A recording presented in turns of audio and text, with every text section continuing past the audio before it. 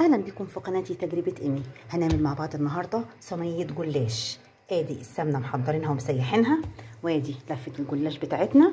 يلا نشوف مع بعض. نبدا باول حاجه نعمل العصاج. يلا بينا. نص مفروم مشوحه كده على النار مع حته سمنه، وننزل عليهم بقى بخلطه تحفه، عباره عن جزر وفلفل اخضر وفلفل احمر وطماطمايه وبصلايه، وننزل كده بالخلطه التحفه دي على اللحمه المفرومه. هنقلبها كويس. يلا بقى نحضر البهارات اللي هنحطها على العصاج بتاعنا. انا حطيت توم باودر، بصل باودر، ملح، فلفل حبهان، حبه قرفه، وحطيت كمان عليهم حبه جوز الطيب. هنقلب بقى الخلطه التحفه دي مع بعض. اللي عاوز ينزل بواحده مرقه ممكن يحط، اللي مش حابب دي اختياري. كده تمام، اتشوحت كويس. نبدأ بقى نحضر الجلاش بتاعنا. اول حاجة هندهن الصينية بحبة سمنة كده، ونبدأ بقى نحضر الورق. هنمسك ورقتين ورقتين وهندهنهم كويس بالسمنة.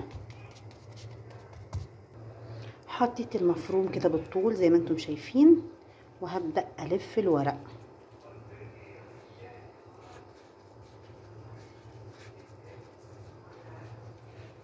طبعا نحاول ندهن على طول عشان يبقى مورق معانا،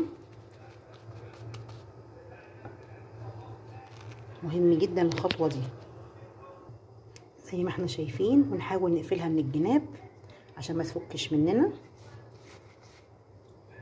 ونلف كده لغاية ما نخلص خالص،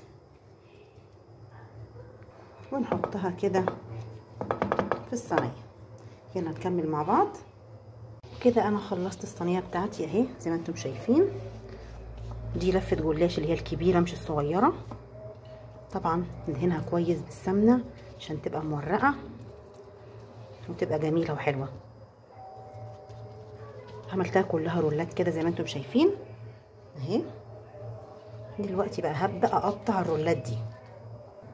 هنعملها كده صوابع.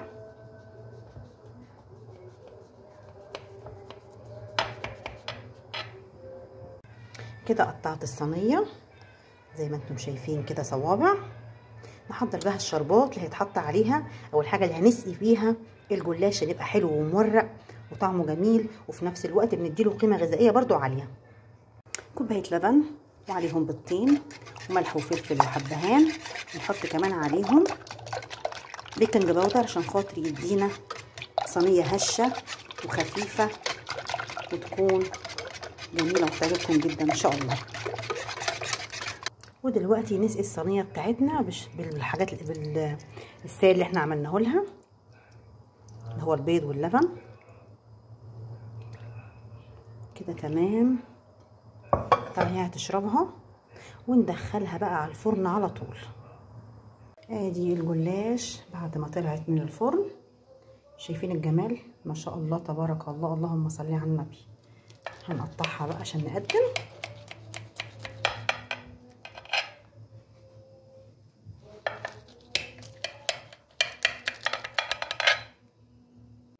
وده الجلاش بعد ما غرفته. شايفين مورق ازاي؟ مورق وخفيف وهش وطعمه تحفه. يا رب يكون عجبكم. عجبوا الفيديو يا ريت لايك وشير، وما ننساش كومنت حلو. والى اللقاء في تجربه جديده.